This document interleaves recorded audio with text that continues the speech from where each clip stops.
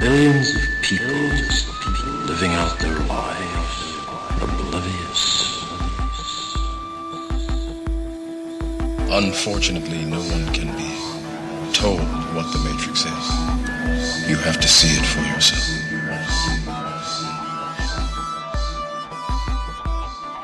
There's something wrong. There's something wrong. You don't know what it is. You don't know what it's there. Like a splinter, driving you mad. Bring the ship up to broadcast depth. We're going in. Taking Neo to see her. See who? The Oracle. Buckle your seatbelts and place your tray tables in their upright positions. We're going in to explore some more interesting topics in this episode. Welcome aboard, everybody. We're happy you could join us. Our sponsor, as always, is ElectricGoldRush.com. Electric Gold Rush is a premier electric service consulting company offering their analytical advice to both residential and commercial clients free of charge through a special arrangement with their exclusive business partner. The company they work with does not generally advertise their rates or incentive programs to the public. You literally have to know a guy to get on board. EGR is your guy. If you'd like to see how much they can save you, visit their website at electricgoldrush.com with your electric bill in hand. It takes less than 5 minutes. So our guest for tonight is Lori Lee. She's a lifelong psychic, medium, and spiritual advisor. She's the author of Make the Most of Your Senses, available through Kindle, Nook, and you can get a physical copy of her book through her website, which is LoneStarMedium.com. She's also worked with several paranormal groups in the Houston area and is available for remote consulting with other groups. She's currently the lead medium and Northern Regional Manager for Houston Ghost Research, which is the group I operate here in Houston. Our website is HoustonGhost.com. She's available for private readings and consultations through her website. You can contact her easily there, and it's even got a direct phone number for her. So tonight we're going to focus on talking about Lori's story, how she came into her abilities. And toward the end of the discussion, we're going to try to dovetail in some of the issues that we talked about in the previous episode with holographic theory, because she's been studying that for the last couple of years. So to get the ball rolling, Lori, can you give us just a little bit of background about how you came into your abilities, you discovered who and what you are, and we'll just kind of take it from there. Well, it's kind of hard to answer when I came into my abilities. It's something that's always been there. From the age as early as I could remember, maybe even 3 or 4 years old, I can recall sitting on the sofa and hanging my feet over the edge of the sofa, waiting as every kid does to grow up and be able to have their feet touch the ground. Well, I finally felt my toe touch the ground on the floor, and when I looked down, my foot was a good 2 or 3 inches above the floor. That was my first inkling that something was different. When I got into grade school, I started hearing voices in my head, almost like I'm talking to myself, but they weren't any answers that I could come up with on my own. And then probably in middle school, I started actually seeing colors around people, auras, that kind of stuff. When I brought it up to one of my friends, they couldn't do it. They had no idea what I was talking about. And then I realized I was different. Up until that point, I thought everybody could do what I could do. When you say that that when you were in school and you noticed this, what did you make of it at the time? What kind of explanations did you come up with initially? Did you just assume everybody else was, or that you were different than everyone else? No, I thought everybody was like me. I had no idea I was different until junior high school when I started talking to this about my friends, with my friends. I didn't know. I thought, sitting in the classroom bored, I would stare at the teacher and this great big giant yellow bubble would surround her. And that's how I kind of tuned out whatever was going on in the classroom and just, oh, that's pretty cool. There's a big yellow bubble around the teacher. I thought everybody could do that. I really, truly didn't know I was different until middle school. So did you tell anybody about this, or was this something you kept to yourself? At that point, when I realized, peer pressure in junior high school, when you think you're different and you're not like everybody else, I kept it to myself. I basically shut down. I didn't want anything more to do with it until I was about 19, 20 years old, and it started coming back. And that's something you just can't, when that's who you are and part of you, that's not something you can run away from forever. So I started embracing it when I was about 19 or 20 years old, and I had a woman come to me.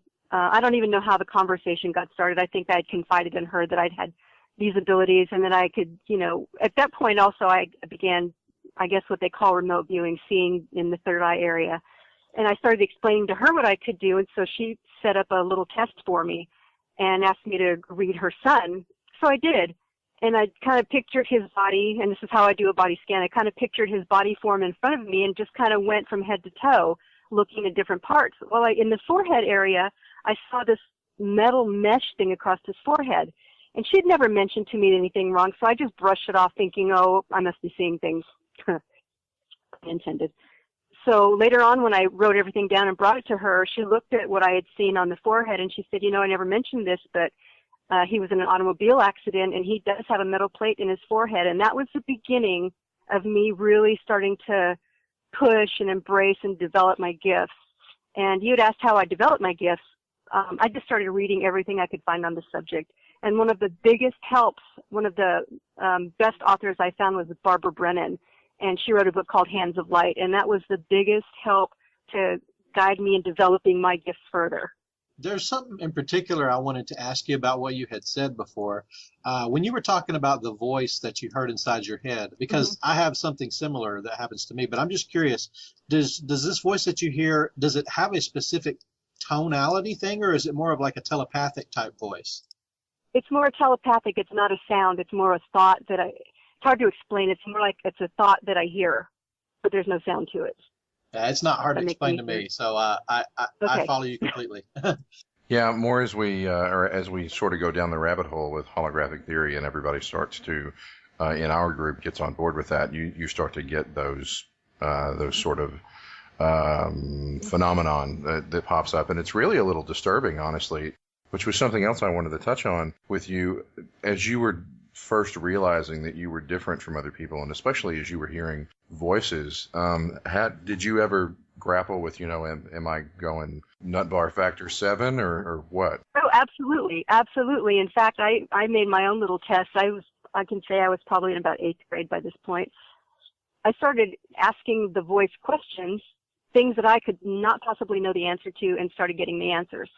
And the answers, once I started looking into them, made sense. Now, don't ask me to go back and try to remember what the questions were that I asked. It's too long ago. But at that point, when I started getting answers that I didn't know the answer to in my own head, I realized that information was coming from outside of me and not in my own imagination.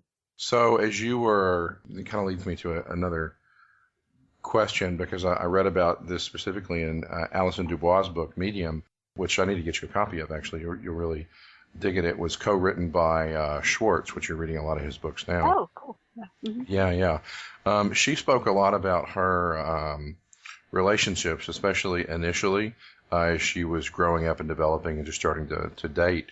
And she struggled a lot with the duality in people, honesty and little white lies and stuff like that. Was that something you ever, was ever an issue for you to grapple with? Well, it's funny you asked that. I was just talking about this yesterday with my husband. I'm from a broken home. A lot of people are. And my mother spent a lot of time dating different guys, trying to find the right guy, to be the husband and father of her kids and stepdad and all that kind of thing. And each guy that she brought home, if I didn't like them, I would know immediately if I didn't like them. And that's probably typical for a lot of kids. They would end up not working out. So I would pick up dishonesty in them. They're going to hurt her. I almost could see the things that were going to happen to her. Instantly just didn't like them. I don't think I ever voiced my opinions to her. I kind of kept them to myself. I don't know if that answered your question or not. Yeah. Actually, Allison mentioned in her book that even now, like around her birthday or the holidays or something like that, she would start to feel this feeling of deception coming from her husband, who is also in real life named Joe. It's the same TV series that the TV show Medium was based off of.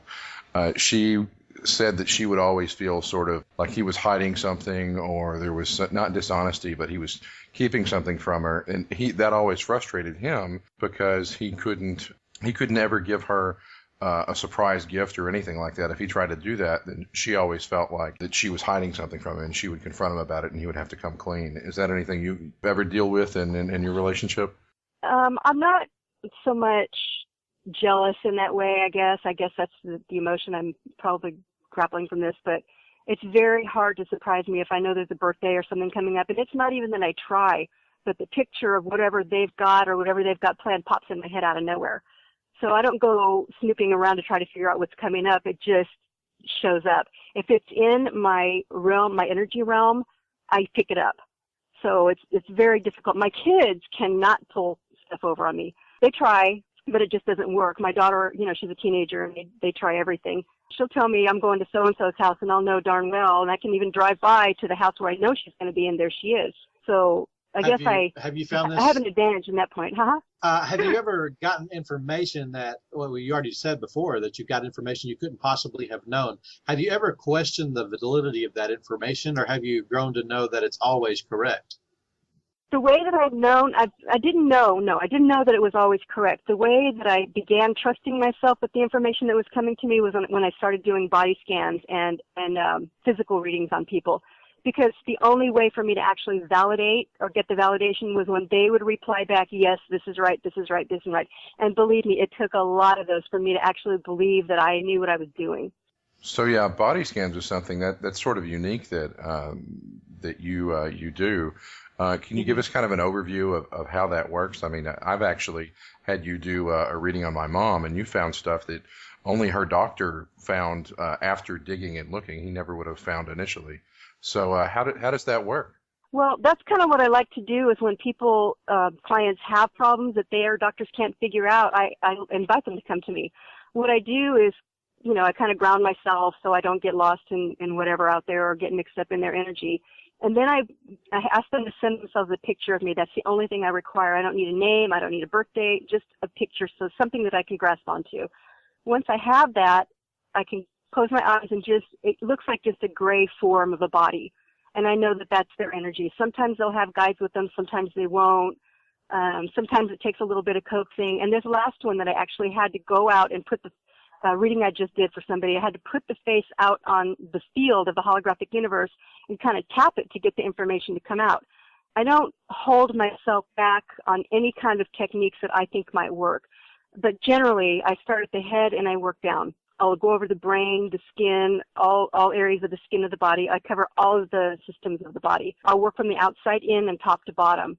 And whatever I happen to see, and it's something I truly see in their body. For instance, if their heart is missing a beat, I'll see it. I'll see the beating heart, and if it's missing a beat. If there's a problem with the heart, it shows up bright red for me. If it's a normal heart, it looks like a black and white picture. If there's an issue with a shoulder or an elbow, my attention's brought to that area. And I just simply make notes of everything that catches my attention. And if I have to go back and look deeper, another reading I did, a lady had an issue with her low back. I actually sometimes will even pull up pictures on the internet of that specific body part and pin down the problem, and then I write it all out, put together a synopsis and email it back to the client. And they're usually very good about sending me back their validation of what's wrong and they didn't know this. And I even sometimes include suggestions on what might help the problem, like change of diet or exercise, that kind of thing. I was going to say that's a great way of helping people based on this. It brings up a lot of questions too. One thing I kind of wanted to ask you before we go too far is how did these abilities, if you will, develop from the time you were a child until now? Were they something that developed over time, or did you get a lot of this all at once? How did that work out for you? It developed over time, definitely. And a lot of it, because I knew I was different, I wanted to know more about it and understand it, so I began reading. Like I said, Barbara Brennan was the biggest influence. And then I went on to another book called You Are Psychic. I can't tell you who the author is. And then my medium abilities, of course. And so I started searching out people with medium abilities. And I found some of them that were authentic and some of them were not. And I can throw out a few names that I know that are authentic people just because of how I work and how I see them work. But it's definitely something that's taken many, many years to develop. And it didn't gain my trust. I didn't have trust in myself until probably the last 10 years. You touched on remote viewing, and you and I have had a couple of discussions about this. And I think I've even heard you say Ed Dames' name a couple of times. Mm-hmm. How did you get involved in that, and how does that sort of dovetail into what you do? Because for those of you who don't know, Ed Dames' technique and his specifically what he calls remote viewing is intentionally geared for people with no psychic ability. It's a method, so I can only imagine that's like a turbocharger for somebody like you. Oh, it was. And I just accidentally stumbled across Ed Dames' site in my search for trying to figure out what the heck was going on with me. Why was I so different? So I knew that I could see things in that little screen behind my head where I picture everything. And I learned, by going through the SciTech website with Ed Dames and in that group back then, that's how they teach their people how to do it. So I kind of used his techniques to fine-tune what I do. Oh, yeah, that's always good. Leverage existing techniques and technology. Right. And they have target practice, I call it, pictures that you can focus on, target pictures, and then you do your little drawing, you follow their exercises, and then you click on the actual picture to see how accurate you were. And I did a lot of that, and that helped it really just basically, like I said, to fine-tune and organize my thoughts, if you will. If you Google remote viewing or learn remote viewing, there's a lot of websites out there that teach it now. It's a lot more common than it used to be. Art Bell and the great Coast to Coast radio show has done several shows with Ed Dames and his technique and his infamous kill shot prediction and all that fun stuff. It's very, very interesting stuff, especially given that it's specifically designed for people with absolutely no ability, which it just backs up the thought process that everybody has those abilities. That's right. It's just about absolutely. And that's why I wrote my book, because everybody is born with the potential to be able to develop their gifts. I have no doubt. I'm curious, did you ever study the work of Uri Geller? No, I haven't. I've never heard of him. Okay. But I believe what you're saying is correct, too. I believe everybody has that within them if they learn how to access it. And that's why I wanted information on the website so people can go and learn how to do this. I'll put that information in the show notes, too, so that people can go find that stuff. I've actually never asked you this before. How does, when you do a body scan on somebody and they either have a spirit attachment or possession, which is really just real severe spirit attachment, how does that register with you? It doesn't. When I do a body scan, I'm simply focusing on their physical body. I don't look at anything else.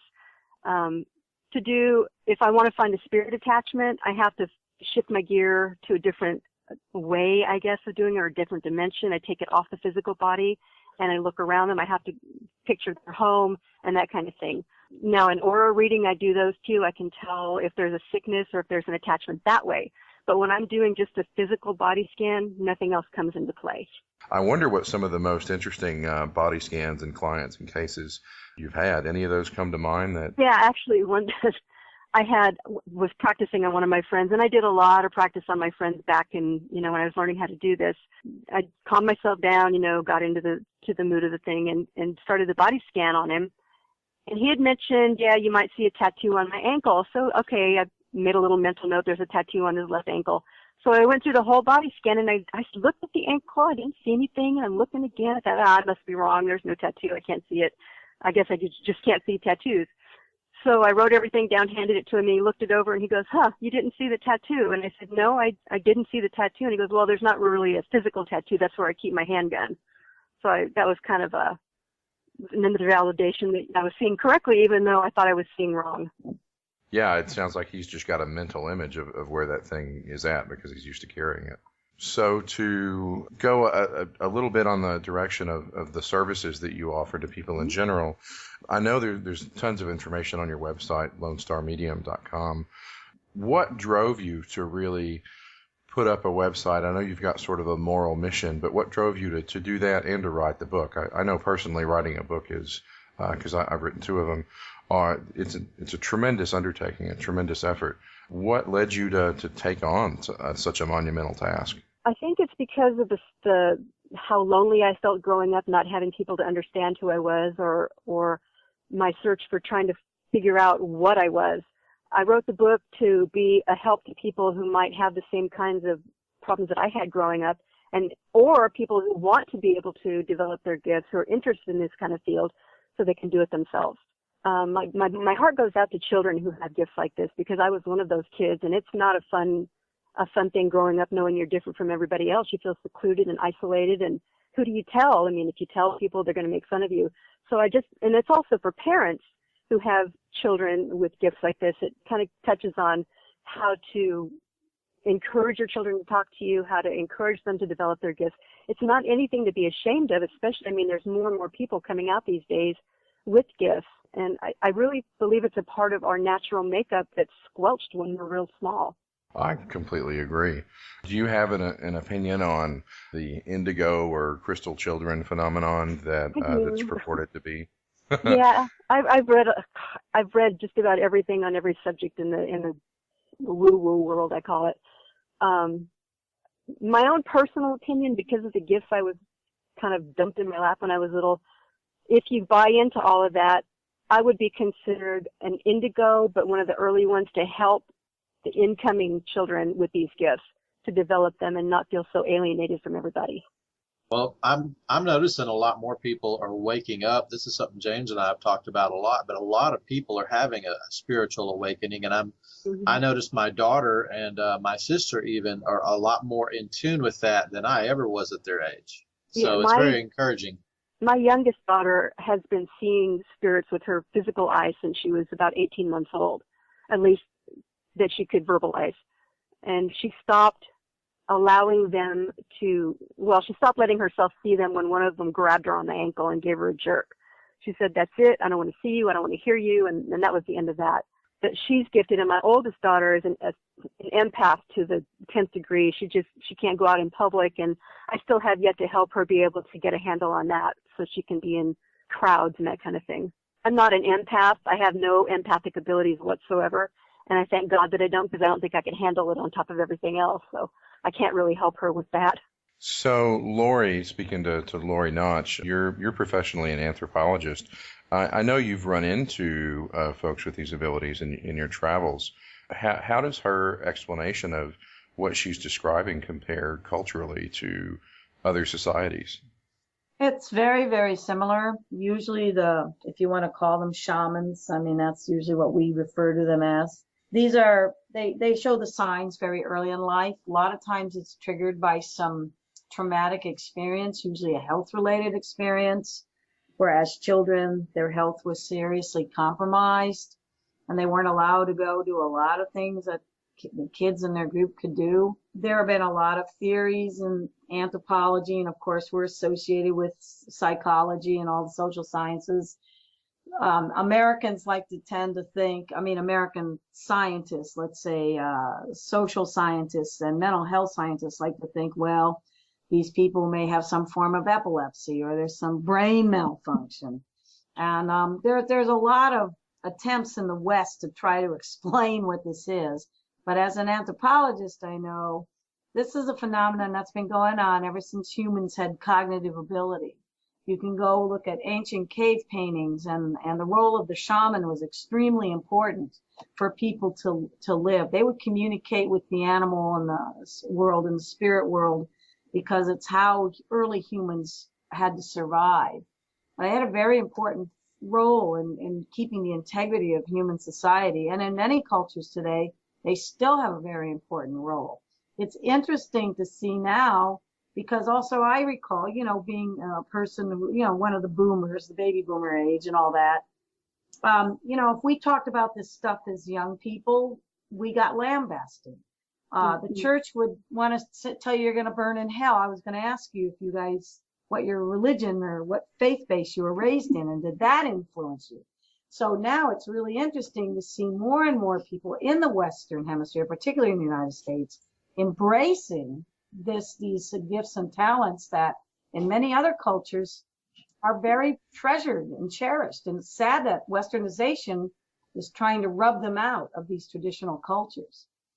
I agree. That's part of my message, is to get this information out there so people know this is not a disorder or an impairment. This is an enhancement. This is something that we should all embrace and try to do to the best that we can and do for the greater good of all. Mm-hmm. I agree, and I'm not going to go to hell for it. I'm a Southern Baptist. Only, my husband enjoys going to the church, so I go with him, and it's been a struggle for me as far as the religious agreement, if you will. Had I lived in a different culture, it probably would have been a lot easier for me. A lot of the modern churches, though, a lot of them still reject those beliefs and call it, satanic or of the devil. But I've, in my vocation, I have opportunity to speak to priests occasionally, and what I notice is the younger priests, as they're coming in and getting trained and indoctrinated into the church, they seem to be a lot more open-minded. And I've even heard of a couple of priests that have these abilities, and it's not something they even feel like they necessarily have to hide. That's a great hallmark, in my opinion. I was just going to touch on what she had said a minute ago. Both of my parents are preachers' kids. Both of my grandparents were Pentecostal pastors most of their life. And so it was interesting for me because I got that whole programming growing up from the time I was a child in kindergarten. I was always in Sunday school and all that, in church all the way up till I was a teenager. And so I had to reach a point where I decide I get to believe what I would choose to believe. And I think a lot of people really don't get that point because of their programming, like you were talking about religion. Yeah, I actually I wasn't brought up that way. My parents didn't drag me to church. I actually drug myself to church at the age of 7. I knew that there was more out there and I wanted to be close to whatever that was. And the only thing I knew was God. And I know now that I was created and designed this way. And if you ask the church that I go to, it's called, and I can use it this way, gift of discernment. But if I were to tell them how far down the rabbit hole I go, I'm not sure I'd be allowed to go back to that church. So, right. I was talking to my dad about this because, he's very, very strong in his faith, but he's not attached to a lot of the rituals and things that go along with organized religion. And I was very surprised to find out how receptive he was to this, because they do have, like you said, they just call it something a little bit different is all. I guess I have a question in your realm. Do you run into more female or male mediums? Female. Why do you think that is? I think it's because women by nature are more sensitive, if that's not being sexist. No, I would agree with that. They're certainly a little more intuitive as a generalization. So as you were jumping from church to church, I assume you went to a couple of them. What was from a medium's perspective, and especially your visual input, what was your assessment of what was going on? How do you think that looked different to you versus different to those who don't have these gifts developed? Oh, that's a tough one, because I can't identify with the people that don't have gifts like me. If that makes any sense. I don't even know how to answer that. Well, maybe I can prompt a little bit with my own experience as I was jumping from church to church and trying to figure out where I fit in. I noticed, especially when everybody would join in some sort of communal activity like hymns or something along those lines, or especially when I went to the more charismatic churches, the Pentecostal and the folks who lay on hands and stuff like that, I was able to sense and clearly discern an energy in the room that was influencing other people, but they couldn't see it and they couldn't feel it themselves. Gotcha. Yeah, I understand. And you're right, I did bounce from church to church to church to try to find that one that was most like the beginning church in the Bible. That's what I wanted. Just a simple, love everybody and be love, accept love, that kind of thing. Love is the whole thing. And that's what I base it out of. It's out of a pure heart of love. But that aside, you're right. I was with one particular group. It wasn't necessarily a church. They were a religious sect. And the energy in that particular group, they did speak in tongues, they did lay on hands, and it was very dynamic, and there was definite energy in the room. Unfortunately, they ended up turning into a religious cult, and I kind of got dragged along with them. I managed to get out of it when I was 20. But as far as any regular churches, I would say my second best experience was in the Catholic Church. They were the most accepting of me, too. And I even came clean and told them what I could do, and they were very accepting. Wow. So to switch gears a little bit, how did you get involved in the whole paranormal investigation movement? How did that work? I guess it was when I came to Houston, and the ghost hunter shows came out like that, and I knew I could hear spirits and I could see this, that, and the other. And I thought it'd be really cool to kind of get out there and study it a little bit more. But when I got my feet wet, and it was actually with Spire, and I don't think they're a group anymore out here in Houston.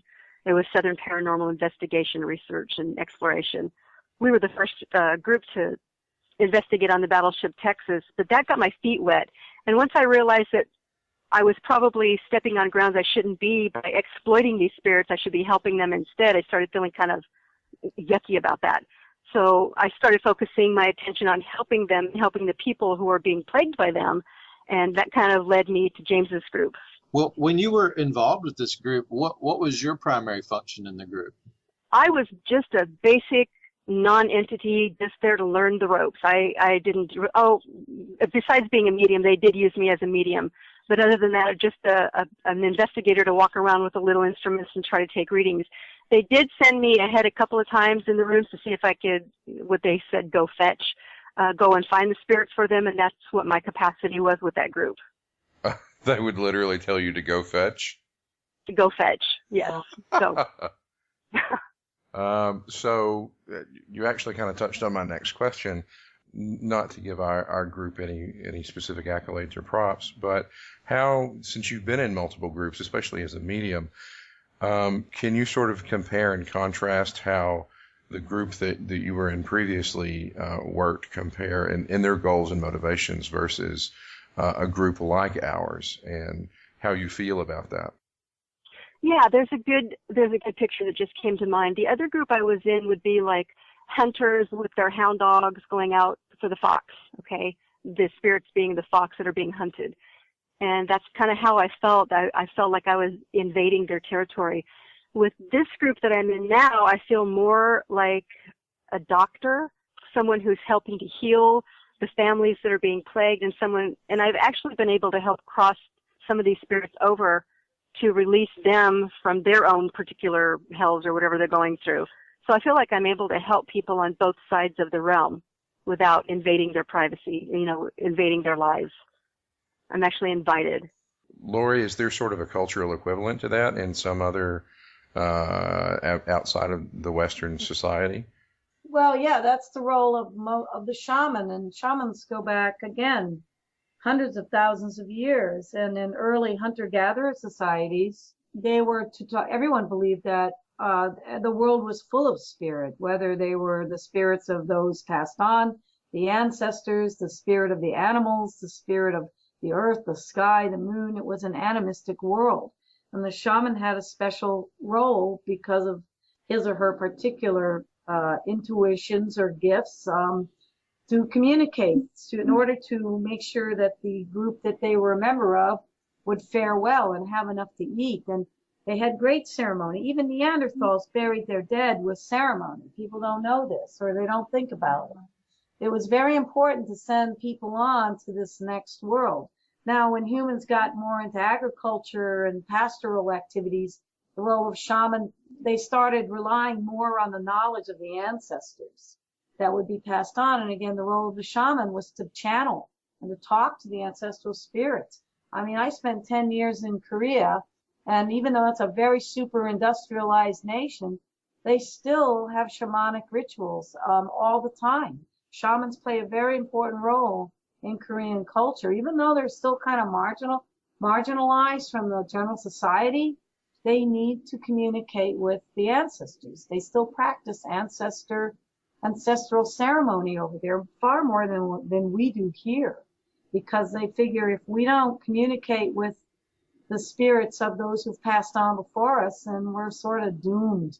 And it's not everybody, but it still continues in a large part of the world. And I don't know if Americans really are in touch with the dead. They're trying to be through these ghost shows, but I don't think it's the right way to do it. Lori, I don't want to get too far off topic here, but I am curious about something with these tribes that you're talking about that have had all these rituals and stuff. Have you ever studied the history of those and how those rituals developed to begin with? Well, surely. I mean, as anthropologists, we have to. It's a lot of guesswork. We can only guess from accounts that have been passed down through oral histories by the people who are still descendants of these ancient people. You have to understand, in the last 500 years particularly, there's been so much corruption with these belief systems because of Christianity and Islam, the Western religion, even Buddhism. When I lived in Asia, Buddhism had kind of overwhelmed traditional belief systems. But there are enough trace evidences of what these people truly believe in and what they felt was important. This really all stemmed out of humans having to be reliant on what the environment provided. And they needed to try and get a handle on, how to predict the environment, how to get the environment to cooperate with them. You have to think about how tough it would have been. Now we live in nice houses with air conditioning and, climatized rooms and everything. People didn't have that back then. They had to make their own fire. They had to hunt their food. They were totally at the mercy of the elements. But they had a keen awareness of something that was a little bit beyond the physical world that governed everything. And there were certain members that we know of from cave paintings and from oral histories. These people were the ones that made sure there was enough prediction and wisdom going on so that they would know how to make their next move so they wouldn't perish. It was a total survival mechanism. And over time, and with changing society and technology, it changed. So there's plenty of history written around it. You ever read Carlos Castaneda? One of the great absolutely. anthropologists who brought all this to the popular realm. I mean, Yeah. who really Yeah, I understood what was absolutely going love Castaneda. That's a good reading there. He's an anthropologist to explore this. Wade Davis is another guy. There's plenty of them who've taken this, and even though the schools, how do you want to put it? The American Anthropological Association would like to disown them as miscreant children. Or, how dare you go that native, and also how dare you try to impart this in popular narrative.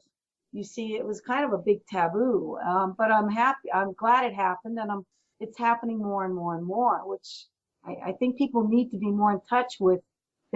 We're all connected, I mean, we're all the same species. We came from the common ancestor. I feel we need to connect with that. It's almost like the ancient wisdom traditions had. They acknowledged that these abilities were there, and they cherished those, and they developed it. And somewhere along the line, I don't know if it was the proverbial Dark Ages or the hardcore church and indoctrination and the oppression that happened with some of the larger church movements, but it's like they sort of snuffed that out, and we're in some sort of reemergence of these abilities. Well, they tried to snuff it out for a long time, but in many cultures where Christianity sort of got imposed, Native American traditions throughout the Americas, they still have held on to a lot of their ancient beliefs in spite of being, forced into Christianity. And you will find this the same case in Africa. I found it the same way in Asia, where it was Buddhism or Christianity that would try to impose this organized, religion is basically a social control, that. Yeah. It leaks out. I mean, I still see rituals that I'm saying, well, that doesn't really jive with what the church wants. Didn't matter. The local people still practice these rituals. And I found them to be fascinating and also, in a way, reassuring and very important. Sure, Santeria and most of a lot of the newer New Wave voodoo practices are they're founded in those ancient traditions and those ancient beliefs, but they adapt modern mythology. Yes, but here's the dilemma for us as anthropologists and archaeologists. They'll get into the debate too. The fact of the matter is humans have been evolving and changing. Environment changes, we change. We've been doing this for 1 million years or more. I mean, 7 million if you want to go back to the earliest one of us. And there were tiny little things back then, no more than a couple feet high, and they still had tails. But were they cognitive thinkers? We don't know. We don't know when consciousness took hold. Could have been 1 million years ago, could have been 250,000 years ago. No one can determine that. We know the earliest forms of human art, which is abstraction, probably around 60,000 years old. So was it from eating mushrooms? I don't know. Was it from some greater intelligence in the cosmos? We don't know. I mean, we just work with what we have, and we have some wonderful puzzle solving to do, and that's what makes it so interesting. Well, even if it was from eating mushrooms, there are plenty of shamanic traditions that believe in that to tear down the doors of perception, and in Castaneda's in words, to explore that inner space, and that's perfectly valid. Yes, that's what they still do, even though certain kinds of government regulations want to prohibit it. But they still do. They're still reliant on some sort of mind-altering substance. It's critical, I think, to the human mind and soul and spirit in many ways. So, Lori Lee, I know you're kind of limited on time. We've only got about 15 minutes left, but I don't want to not have this in the discussion. I know I'm the one who fundamentally introduced you initially to holographic theory, but can you give us an idea of what the impact of learning that research has made on your profession, your career, and your work? Actually, it's made a lot more sense in what I do. It's tied everything together and made it come full circle, if you will. I'm going to assume that you know what the field is and all that. I'm going to assume you guys know what the holographic universe is. I've learned that I can tap into that by just grabbing on the energy. Everybody's connected, like you said, Lori, through energy. So all I have to do is send out a thought, an intent, and what ripples back to me is that information on that particular person. It's almost like everybody has their own little tiny individual wormholes that I'm accessing, if that makes any sense. Sure. And that's where I get the information from. And everybody is unique and everybody is individual and there's no two people alike. And that's what makes it easy for me to be able to get specific information on a person. It's all out there on the field and it's all at a fingertip access. It's not even out there. It's right here. Right. So that's the whole concept of non-locality in that part of the theory. Even if it turns out that holographic theory, and it really is just theory at this point because it's not, right. It hasn't been substantiated or proven. But even if it turns out to have some measure of truth or no measure of truth, it's still a belief system or a structure or a technique that can be useful and it can have a useful outcome, is what I'm hearing. It does, and it all comes down to the very, very basic principle of intent and how you project your thoughts. The mind is a superbly powerful thing, and you can truly do anything with it. You can create anything with it in your life or destroy anything with it. And so I choose to use that to help people in any way that I can, and I don't limit myself, like I said, to a specific remote viewing or physical touching, psychic senses or hearing, anything. I don't limit myself in any way because I truly believe that anything is possible. And that's what gives me the confidence to be able to say, yeah, I can do this reading or that reading. I don't limit myself. But when you limit yourself, you cut yourself off. I think that's a very important point that a lot of people pass up too. There was a quote somebody said, I don't remember who said it, but it's very true. It says, whether you believe you can do something or believe you can't, you're right. And I've always lived my life that way. It's very empowering. So I know you've also been jumping into recently Miguel Ruiz and his 4 agreements. How does that dovetail into either holographic theory or your practice or even just your personal life? Well, I'll touch on my personal life because as I said, I live with a Southern Baptist, super conservative Marine Corps husband who I did tell him how I was and what I could do when we were dating. He kind of poo-pooed that, and I bought into that agreement, like in the very first chapter of the book. Oh, he doesn't like it, so it must be bad, so I shouldn't do it or say anything more. And I haven't to him in all of these years. I may allude to, oh, I had a feeling, or I dreamed that. I have to word it differently when I have impressions that are important for him to know. Like his mother came to me after she died. I had to get a message to him. So I used, your mom came to me in a dream and told me to tell you, lighten up and don't take life so seriously. And that's exactly what she did. She did tell me that. So I'm learning to cut these agreements and just not let those things bother me, like the second chapter I'm in that now of people's opinions of you. It doesn't matter. And it's very liberating. So you actually have sort of a unique challenge. You literally live with somebody. You're in a lifelong relationship with somebody who not really in full acceptance of what you do and how you do it. That sort of goes back full circle to relationships. That's got to be relatively challenging. It's challenging. I've learned to live with it, but I've also recently put it out there on the universe to bring him around. And he's a Gideon also, and I'm not going to mention any names because I don't want to get him into any kind of trouble with his men group, but he went to do a presentation at a local church that was a very open, hands-on, speaking in tongues church. And a woman approached him afterwards and asked him how his health was. And he said, well, my health is fine. I work out I'm pretty healthy. And she said, well, how is your back? and he's been having back pain for years. So she prayed over him, and his back was instantly healed, and it's been healed ever since. And so now he's that much more open. He said, I really can't judge those people because I've experienced it firsthand now. So I'm still kind of teasing that out and hoping that's going to open up so I don't have to wheedle myself around at home. I can be myself who I am not at home, but at home I have to really be careful what I say and do. And I want that to change. Sure, but if you can convert him and make headway with him, I would imagine everybody has hope. If he's a hardcore dyed-in-the-wool Marine, oh, yeah. then... So I know we're running out of time here, but in closing, can you sort of give us a recap of your book and how people can find you on your website and that sort of stuff?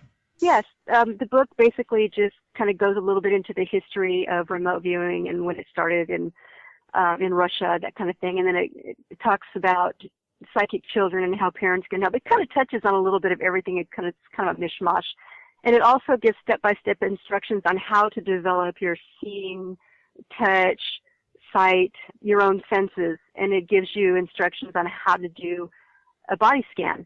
There's also a website mentions in there where you can get materials to develop your gifts, and that's pretty much all it is. It's just I'm a no-nonsense writer. I don't like a lot of fluff and that kind of thing, so it's pretty much 1, 2, 3 step-by-step kind of stuff. You can find it on Kindle and Nook, and I also have a hard copy on my website you can order for $9.99 plus shipping and handling at LoneStarMedium.com. So this kind of occurred to me, do you have any relationships with doctors that you work with, or what's been your experience with medical professionals and the whole body scan phenomenon? I've been in the medical field since 1986, and I've been in surgery for the last 10 years. So I've had a lot of exposure to the medical field, and I know a lot about the physical body. I have to in my field. And just that knowledge alone really helps me when I see the body and when I go through the systems of the body. If there's a question and I don't particularly understand a nerve section or a nerve area, that's when I'll go to the web. And thank God for the web, I'll tell you. That's where I can actually get more detailed and pinpoint a problem by looking at pictures on the web. So if somebody has some sort of undiagnosed or difficult to diagnose malady or illness, is that something you step in and help them with if it's a legitimate medical condition?